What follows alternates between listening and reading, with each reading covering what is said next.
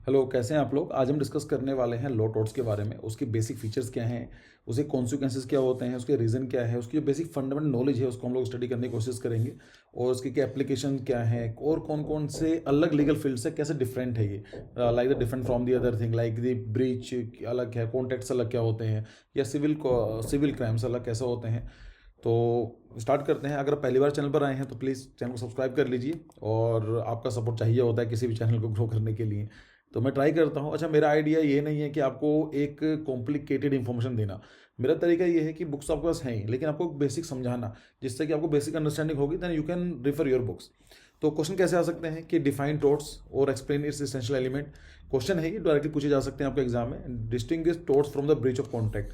ये पूछा जा सकता है कि भाई पहले बताओ टोट होता क्या है, ये इसके एसेंशियल फीचर्स क्या क्या हैं, एलिमेंट्स क्या हैं। और जो टोट होता है बाकी जो अदर क्राइम्स होता है, लाइक ब्रीच ऑफ कॉन्ट्रैक्ट है, यह क्राइम है, इससे अलग कैसा होता है। क्या प्रेविटी जरूरी है, प्रेविटी क्या होती है डिस्कस करेंगे। क्वेश्चन ऐसे आ सकते हैं।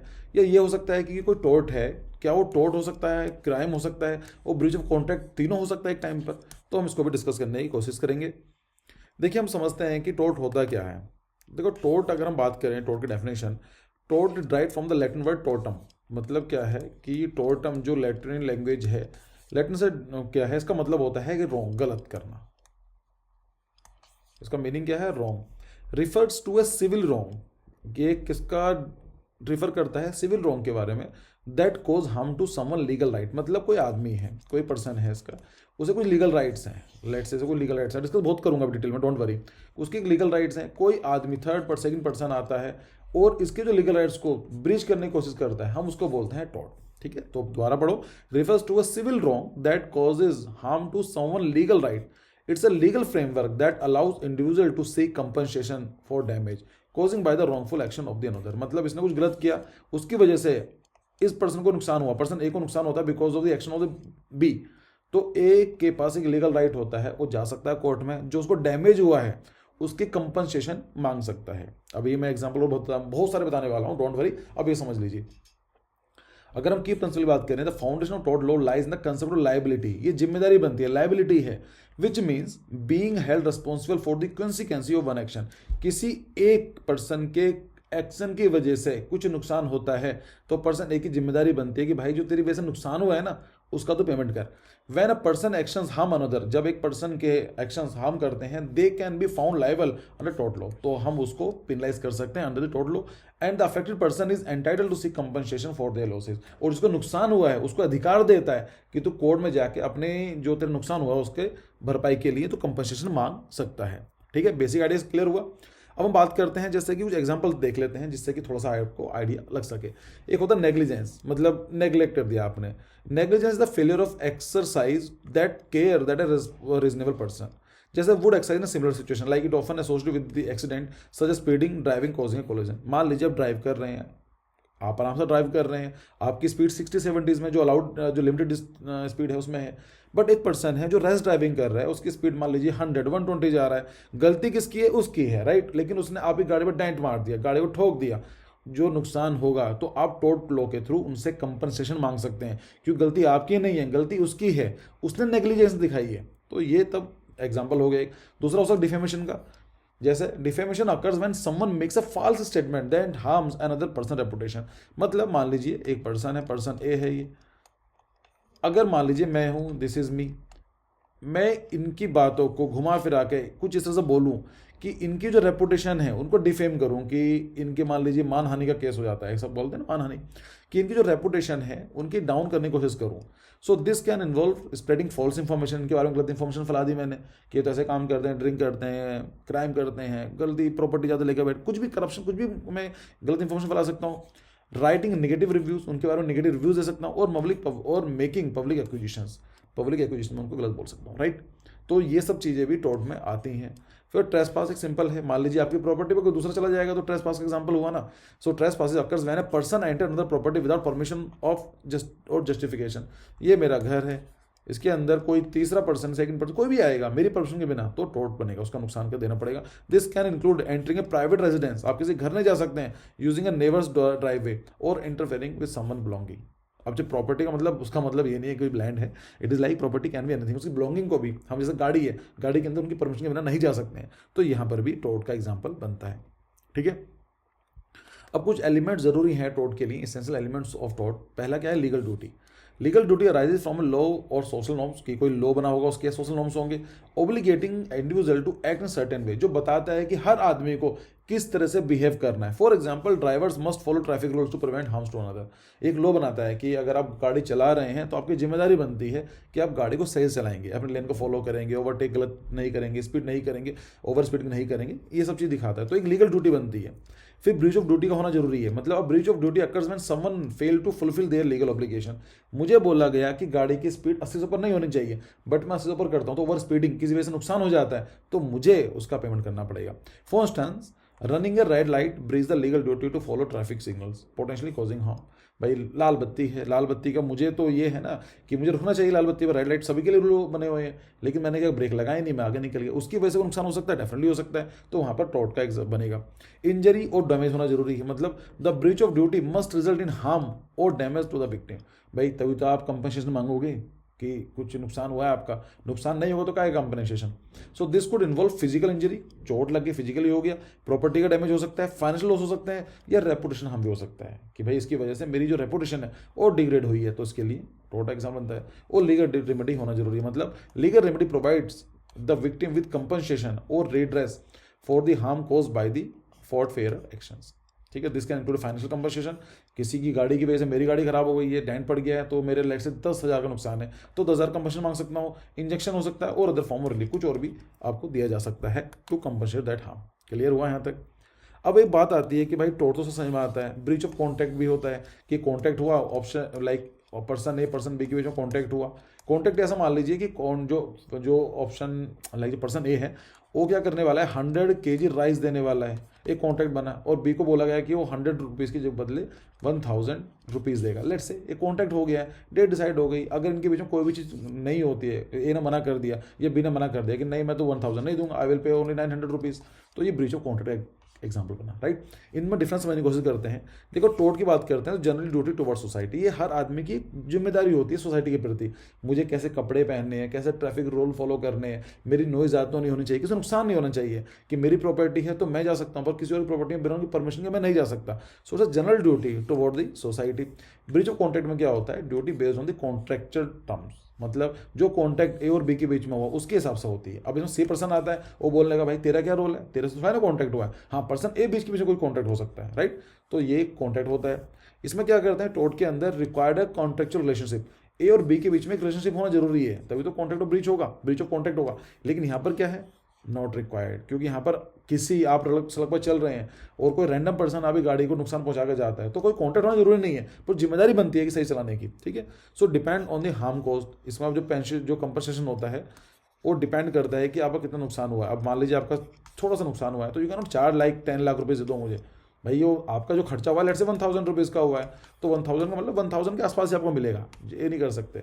बट जो ब्रीच ऑफ कॉन्ट्रैक्ट में होता है वो कॉन्ट्रैक्ट टर्म में लिखा होता है कि अगर मैं पेमेंट नहीं कर पाया लेट से 30 जनवरी को, तो मुझे कितना पेमेंट करना पड़ेगा। ऐसा होता है, ज़्यादातर ये काम होता है, जैसा आपने देखा होगा कि आपने अपार्टमेंट लिया किराए, लाइक आपने पेमेंट कर दिया, उसमें लिखा होता है कि बाई 31 ऑफ दिस ईयर आपको घर मिल जाएगा। अगर लेट होता है तो 500 रुपीज़ 5000 रुपीज़ जो भी है पर डे के हिसाब से आपको डेवलपर पे करेगा, तो अगर नहीं करेगा तो लिखा होता है।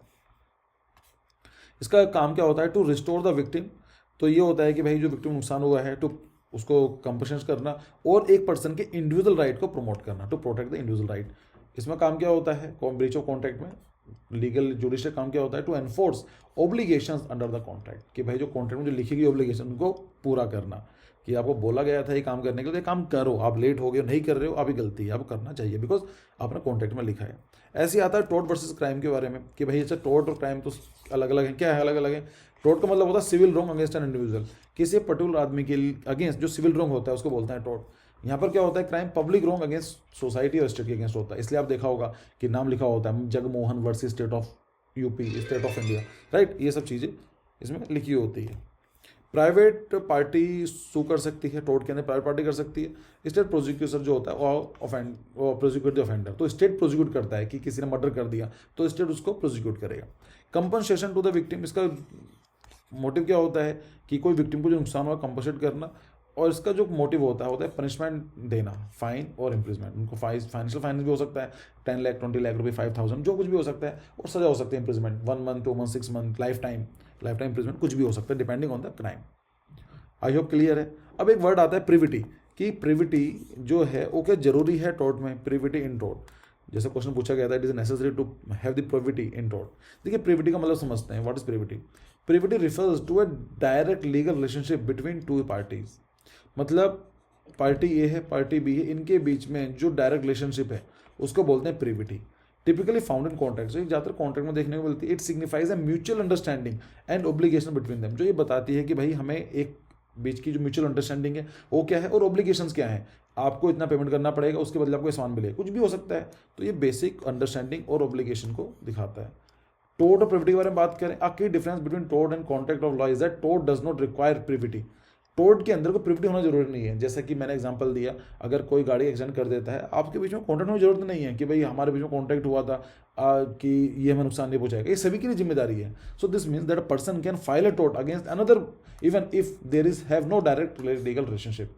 कोई भी करेगा, नुकसान होगा। अगर मान लीजिए कोई एक पर्सन है आपके बारे में गलत अफवाह फैलाता है, तो आपका अधिकार बनता है कि आप उसके अगेंस्ट टोर्ट में बात कर सकते हैं कि भाई तेरी वजह से नुकसान हुआ है मुझे। एग्जाम्पल ले लेते हैं, imagine a defective product causing harm to consumer who did not directly purchase the product. मतलब कोई आपने कोई सामान खरीद लिया और सामान खरीदा किसी शॉप ओनर से, दुकान वाले ने किसी और से खरीदा है, और जो अल्टीमेटली किसी कंपनी से बन के आया हुआ है। तो आपने तो दुकान वाले से खरीदा है, लेकिन अभी आपके को नुकसान हो जाता है, तो दुकान वाले में नहीं करके आप उसको बोल सकते हो जिसने प्रोडक्ट बनाया है। अब बोलेगा मैंने तो ये दिया ही नहीं है, नहीं ऐसा नहीं है। So in such a case a consumer can still sue the manufacturer tort law even though there is no direct contractual relationship. तो ये हो सकता है कि आपने बनाया, वो आपके बदले उधर गया, उधर से मेरे पास आया, लेकिन मेरे पर नुकसान हुआ है, तो I can file a tort. Clear? आगे देखते हैं।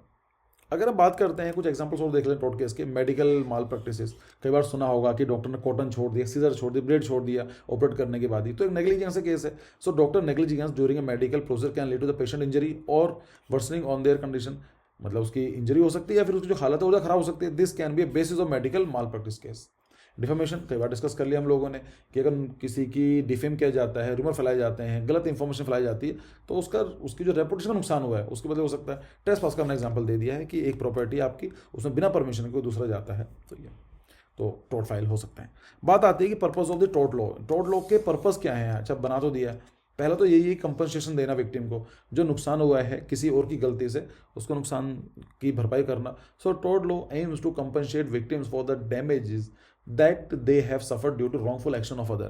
This could include financial compensation for medical bills, मतलब जो नुकसान हुआ है, एक्सीडेंट हुआ है किसी की वजह से, तो जो खर्चा होगा, लाइक गाड़ी का अलग है लेकिन उसका इंजरी आपको भी हो सकती है। आई विश ऐसा कभी किसी के साथ ना हो, बट एग्जांपल के लिए, तो जो खर्चा आपके उसमें आएगा, मेडिकल बिल्स का आएगा, हो सकता है जो अब आप कहीं जॉब कर रहे थे, अब जॉब पे नहीं जा पाओगे, तो उसका जो वेजेस का नुकसान हुआ है हो सकता है, और जिसकी वजह से आपको इमोशनल डिस्ट्रेस हुआ, जो ट्रॉमा हुआ, जो प्रॉब्लम फेस करनी पड़ी, उसको भी हम लोग कंपनसेशन के बारे में बात कर सकते हैं। Accountability for the wrong doer, कि भाई जो गलती कर रहा है उसको अकाउंटेबल करना, क्योंकि अगली बार फिर से गलती करेगा। So law tort holds wrong doer accountable for their actions deterring future wrongful conduct, कि वो डराने के लिए कि आगे इन फ्यूचर ना करे। एक बार उसकी सजा मिल गई है, आपकी वजह से नुकसान हुआ, आपने इतना पेमेंट फाइन करा, पेमेंट दिया, तो आगे से आप ना करो, एक तरह से डेटरेंस क्रिएट करने के लिए। So this discourage others from engaging in similar harmful behaviour. Maintain social balance, तो भाई सोशल बैलेंस को मेंटेन करने के लिए अगर हर आदमी ही अपने लॉ को फॉलो नहीं करेगा, सोसाइटी का रेस्पेक्ट नहीं करेगा, तो क्या होगा? So by protecting individual rights and providing a system of justice for wrong committed, tort law contribute to a more just and balanced society. It helps prevent injustice and ensure the individuals are not exploited. तो क्या होगा? एक तरह से जो society है वो मोर balance और इक्विटेबल बन जाती है। तो कंक्लूजन में ये बात कर सकते हैं, tort law is a fundamental pillars of civil law that address civil wrongs and provide mechanism for compensation victims. तो जो मैंने चीज जो आपको समझाया है वो इसमें मैंने डाल दिया फॉर्म एज अ पैराग्राफ में। एक बार आप पढ़ लेंगे, मैं टाइम खराब नहीं करना चाहता हूँ, because there is nothing new. जो भी हमने देखा है वही चीज़ें हैं। As you dwell in the legal studies remember to apply this principle and all this thing. I hope clear है। अच्छा, एक क्वेश्चन हमने और डिस्कस किया था, इसी का पार्ट था कि जो टोर्ट है, क्राइम है या ब्रीच है, क्या ऐसा कुछ हो सकता है कि तीनों, मतलब एक कुछ गलत हुआ है, एक रॉन्ग कुछ भी हुआ है, किसी वजह से नुकसान हो सकता है, मतलब कोई एक्ट हुआ है कुछ, राइट, एक इंसिडेंस हुआ है, क्या वो टोर्ट हो सकता है, क्राइम हो सकता है, ब्रीच, मतलब तीनों में से कुछ भी हो सकता है एक साथ ही? वो क्या, व्हेन डू दे ओवरलैप? तो क्वेश्चन है can the same act be a tort, can be a crime और can a breach of contract? Yes, ये हो सकता है। The same act can be all three depending on the circumstances and relationship involve. तो depend करता है कि circumstances क्या है और उनके बीच में रिलेशन क्या है, हो सकता है।